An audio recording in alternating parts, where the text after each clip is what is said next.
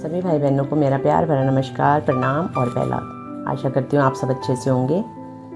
स्वागत है आपका मेरे रौतेला रस रंग व्लॉग में। जैसा कि ये अप्रैल का महीना है, तो अप्रैल के महीने में इन दिनों मेरे घर में खूब खुशी का माहौल चला हुआ था पिछले साल, क्योंकि मैंने पिछले अप्रैल में मैंने अपने बड़े बेटे की शादी की थी। तो मैंने अपने बड़े बेटे की शादी की थी उत्तराखंड से इसलिए की थी क्योंकि मुझे लड़की उत्तराखंड से ही मिली थी और वो यहाँ पर शादी के लिए नहीं आना चाह रहे थे, तो हम लोग फिर उत्तराखंड शादी के लिए गए थे। तो देखो, देखते देखते 1 साल निकल गया, क्योंकि मुझे तो अभी विश्वास भी नहीं हो रहा कि 1 साल हो गया शादी को। सोच रही हूँ कि चलो 1 साल हो गया, बच्चों की सालगिरह भी है, तो क्यों ना उन पलों को दोबारा से जिया जाए।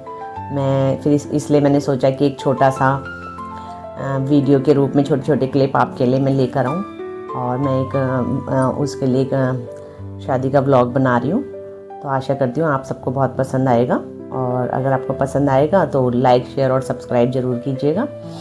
मैंने अपने बेटे की शादी की थी उत्तराखंड में, रामगढ़ से। रामगढ़ है भवाली से 15 किलोमीटर की दूरी पर, जहाँ पर हमने अपना रिज़ॉर्ट बुक किया था। हमारे रिज़ॉर्ट का नाम था कुमाऊनी रूप रिज़ॉर्ट। ये है गागर में।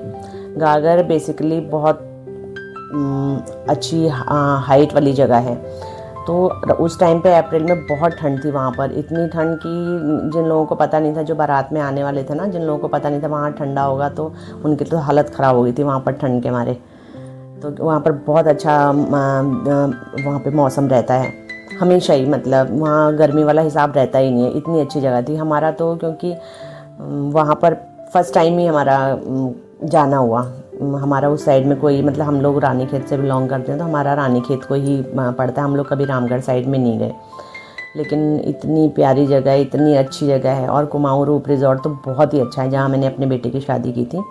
और शादी के लिए जहाँ पर लड़की वालों ने अपना कर रखा था, वो सिर्फ 3 किलोमीटर की दूरी पर था, तो वो हमें बहुत मतलब सही रहा।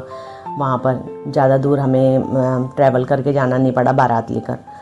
तो मैं सोच रही हूँ कि चलो पहले अगर मैं YouTube पे उस टाइम पर होती 1 साल पहले, तो मैं आप लोगों को ये सब लाइव दिखा पाती। वहाँ एकदम जहाँ से हमने शादी की थी, वो जो कुमाऊं रूप रिज़ॉर्ट है, बिल्कुल हिमालयन व्यू है, ऐसा चमकता हुआ हिमालय दिखता है वहाँ से। ये सब मैं आपको दिखाती, हरी भरी वादियाँ दिखाती। लेकिन चलो कोई बात नहीं, अभी मुझे आए हुए सिर्फ 6 महीने हुए, तो मैंने सोचा चलो अपने आपको भी ये बेटे की शादी का एक छोटा सा रिकैप दिखाऊं, और इसी बहाने आप भी मेरे बेटे की शादी में दोबारा से शामिल हो जाएंगे। जहाँ पर मेरे बेटे की शादी हुई है ना, जैसे हमारा था रिजॉर्ट वहाँ पर गागर में, तो मेरे बेटे की शादी 3-4 किलोमीटर की दूरी पर ही हुई है।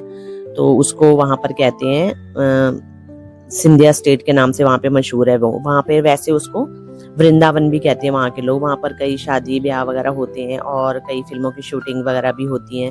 तो वो काफ़ी पुरानी प्रॉपर्टी है।